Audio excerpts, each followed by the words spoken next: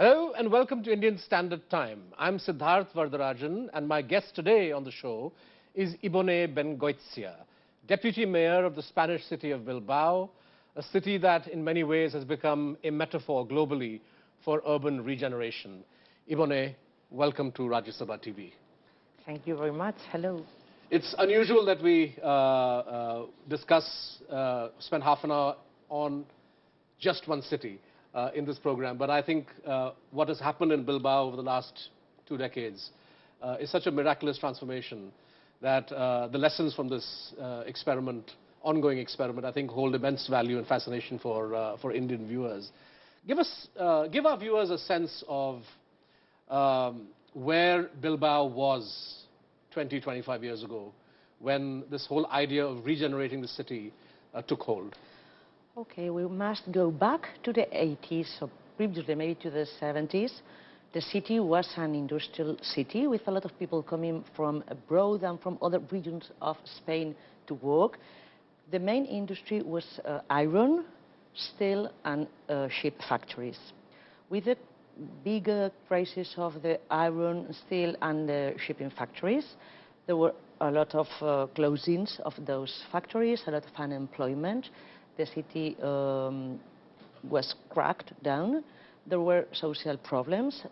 The big development of the city in good times had made some neighborhoods not so well developed, not very well built. Then there were drugs. The terrorist band ETA was just in its hardest moment. And besides all of that, in 1893, the city suffered very, very, very strong floodings, which destroyed most part of the city. So it was like a collective depression. Right. I mean, it was high rates of unemployment, up to 28%. Social cohesion was broken, and the city had to reinvent itself. I mean, it was a need because we couldn't stand for much more in that situation. So as a coastal city that at one point had seen a flourishing port, central to a lot of Spanish trade, for example, by the end of the 70s, early 80s, the port facilities themselves or the centrality of shipping had come into decline?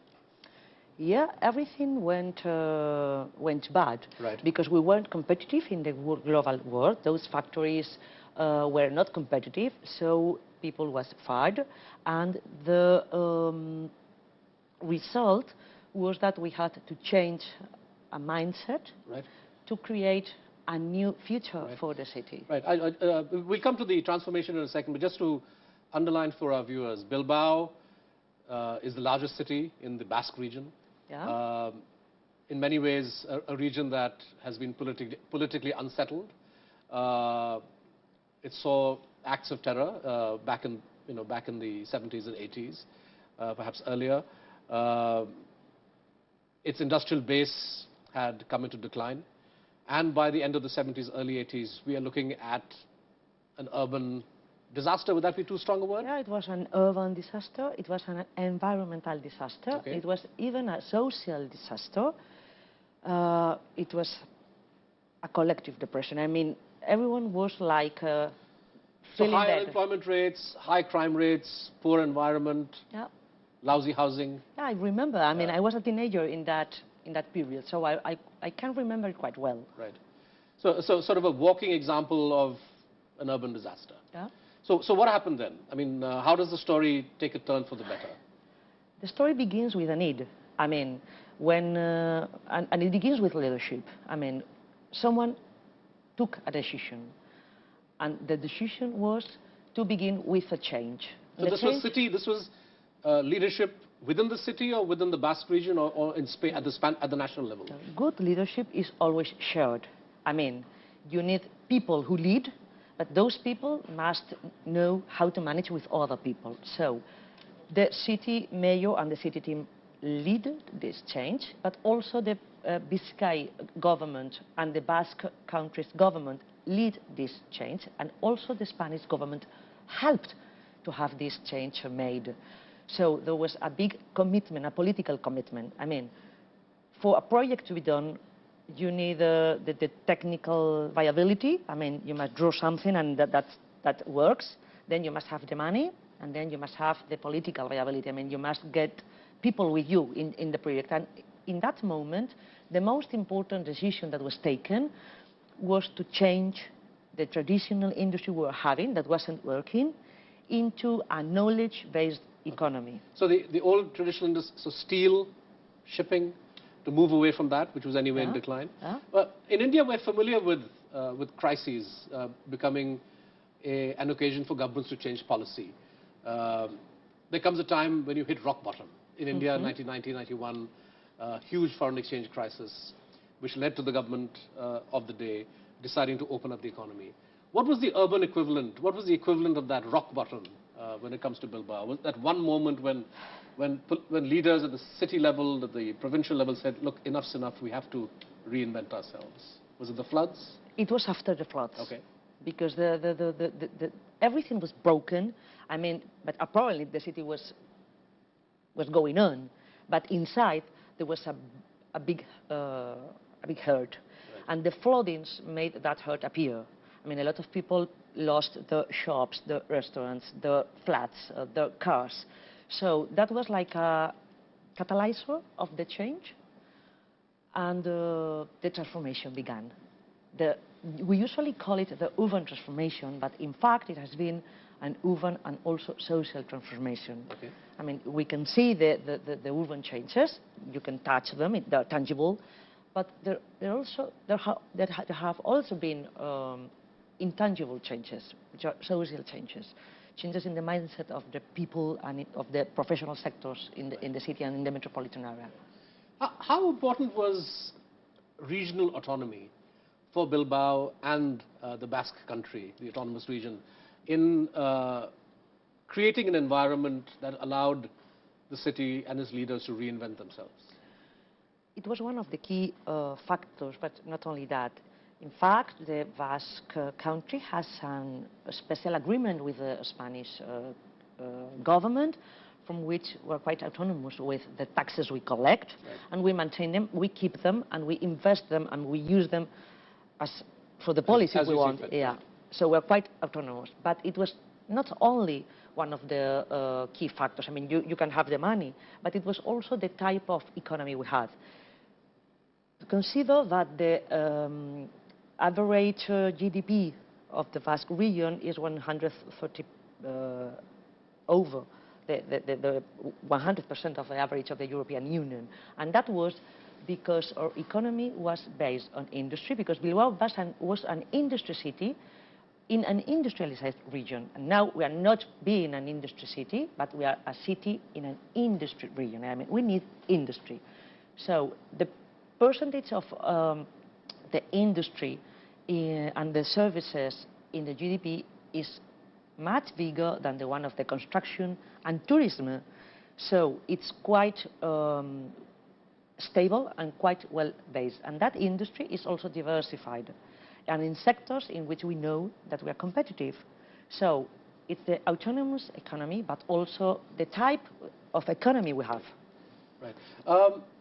Let's try to break down the changes that were introduced over 2 or 3 decades into the environmental aspect, the urban transportation aspect, the external accessibility aspect, and of course the one signature project for which Bilbao is world famous, which is that beautiful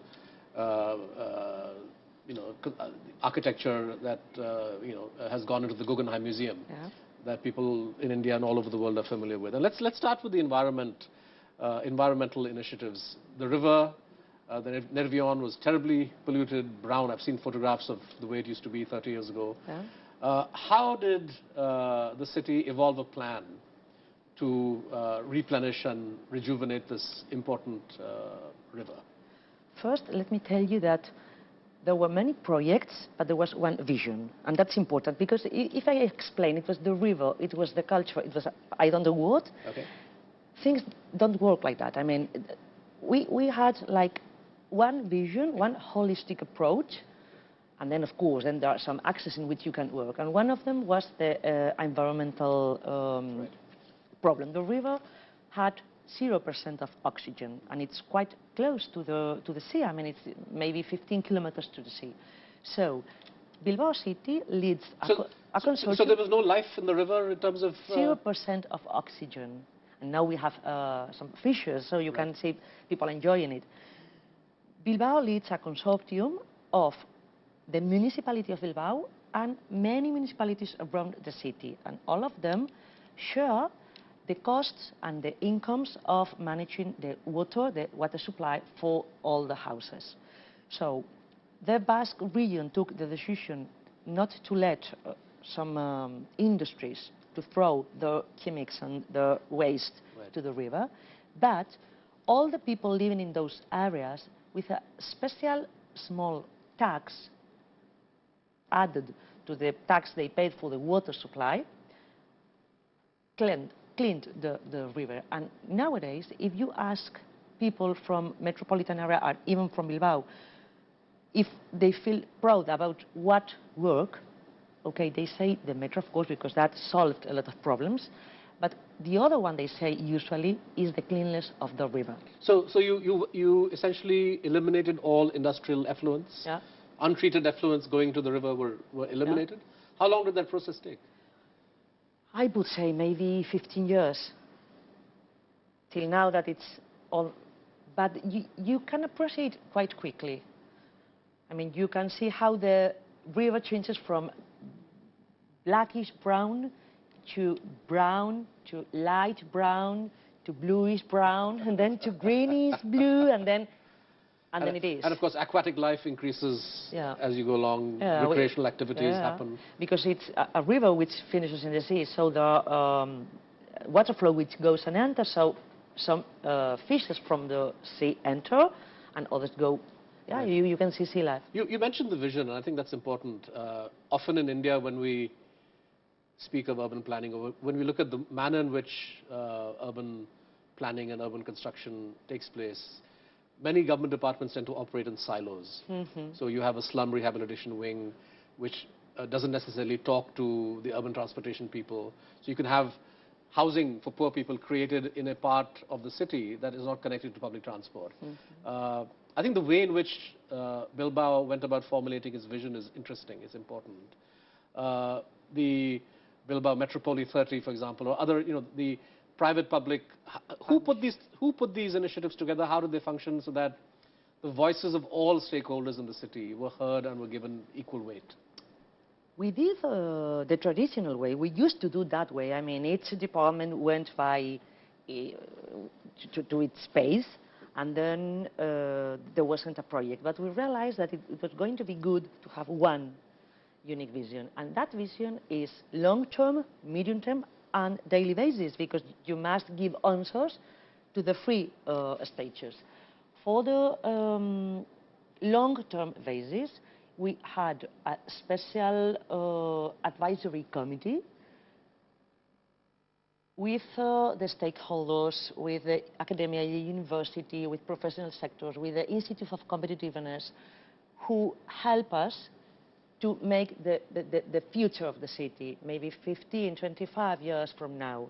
Then, from the medium term, we've got another special committee with some of those people, but other more real people. I mean, people from NGOs, associations of neighborhoods, and so on, and sectors, disabled, gender, age, so they are young, they are elderly people, and then we evaluate the future and then take measures for the medium term. And then on daily basis, we've got some established tools to take the voice of the real people in the street. And those are two kinds of tools. One of them are informal.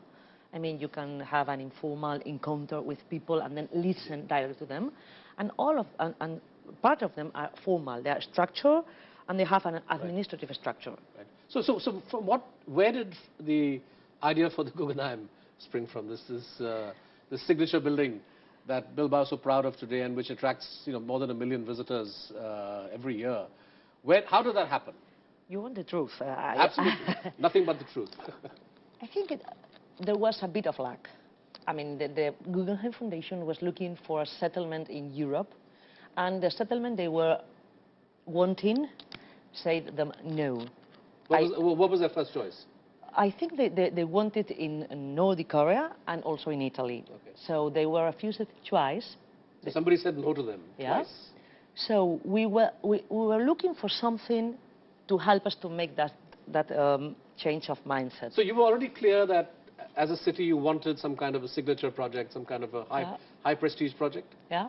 It was not high prestige. It was something that could help to recover the collective illusion, because you need collective illusion to go through the difficulties, and something that was going to be sustainable in the time. I mean, it was not just creating a bigger sculpture or bigger architectural something and then that's all. The success was to be brave enough to take the decision. But there was also serendipity. I mean, there was also the opportunity or the lack, or we were able to offer. Right. So who bore the brunt of the cost of this project? Was it Guggenheim themselves, or was it the city? Who paid for it? Yeah. It was paid by the Basque country government and the Vizcay provincial government, and the municipality put the land. And what would the ballpark figure be in terms of investment, the cost of investment? It was 133 million euros. And would you say, based on tourist arrivals and visitors to the city, you've more than recovered the cost? Yeah, we have recovered. In less than 5 years, it was recovered, because as we collect all the taxes, during the first years of opening, we recovered by direct taxes 47 million euros. So there is no other, company who could give so much profit. And the choice of Frank Gehry as the architect, were there Spanish architects who said, oh, we should have got this? Were they Basque architects? Or no, we thought that the museum was going to be special, so we opened an international competition, and he was the best choice. And in fact, he was the best choice. That's marvelous. Not only... Exactly. Now, there's a debate among urban planners that projects of this kind, boost, it's called boosterism, where you use one big project to somehow give a push to the city's economy, that these often don't work. Sometimes people, the citizens for whom this is intended, resent the amount of time and attention and money given to these projects. Now, we know that in the case of Bilbao, too, there was a lot of skepticism among the residents. How did you overcome that skepticism, their anger at the fact that this money, public money, was being spent on a project that they didn't see was necessarily very valuable? They thought that money was better to be given to the dying factories. But the leaders thought that was going to delay the dying of the factories. So in the real critical moments, leadership is shown when you are able to take a right decision. Did it ever become an electoral issue, that people campaigning to stop it? It came to electoral battle in local elections. But I've told you before about the political viability. We had the support or the commitment of the Socialist Party in that moment in the Spanish government, that could be good for the... And the city government was in the hands of the Basque Party. Right. So so you had bipartisan support. But if the project had been put to a referendum in the early 90s, maybe it could have gone no. Maybe. Wow. But you've said that some cities try to boost a very big project to increase the economy. In the case of Bilbao, that's true, but that is not the only reason. I mean, the Guggenheim Museum is the icon that you can see, and you can say, yeah, it was because we made it. But there were many things done that the big shadow of the Guggenheim Museum overshadows all the things we've done. I mean, in terms of urban planning, in terms of urban space, in terms of public governance, in terms of transparency, in terms of, everything went better. I mean, there were physical changes, but there were also social changes. Let's talk about urban transportation in the time that we have left. You built a metro. Yeah. It's attractive, it's admired, it's used by the people. Was that also a difficult project to execute, or was there public support? Were people willing to put up with the inconveniences that construction caused, and were car drivers willing to migrate? It was to a public very transport? difficult project to be executed because of the river and because it crosses the river maybe twice, Right. and because of the kind of land we have there. But people were waiting for it. How long did the construction take? I would say, I was working in Basque Railways when it began, so maybe I would say 8 to 10 years. It has not been finished because then we are making it bigger, and now it's a bigger, a larger metropolitan area. Right. But the most important thing of the metro is that we consider that that metro wasn't going to be a metro for the poorest. It wasn't going to be a metro for people not being able to have a car. Right. It was going to be a metro in which you felt secure. I mean, usually when you go to any metro around the world, you feel that it's dirty, without lights, you feel like you're trapped. Yeah. And we wanted an open metro. We wanted a metro in which you felt secure, and we wanted a metro for work, but also for leisure, and also for opera. Why not? So you were able to attract the middle classes or the urban elites to use the metro too. Yeah. Is the metro loss-making, like many metro systems around the world? Yeah, it's if you consider the investment, of course, but let the investment apart of the trains and so on, the cost coverage, or the ratio of the metro, should be maybe in 80–85%, and that means that one of the most cost coverage ratio all over Europe, at least. Right. So, but there's still an element of public subsidy involved, I suppose. Yeah, of course, Yeah. and the price of the ticket is also Right. subsidized, and I don't know, but elderly have a very special limited price, young people also, and all the money for the metro, it's a public service, so it's given by the Basque government. Yeah. I looked at the statistics in preparing for this interview. Before Bilbao began its reinvention, tourist arrivals were something like 30 or 40,000 per annum. Is there a figure of the number of tourists who come to Bilbao today? Yeah. Annual figure? It's 1,044,000.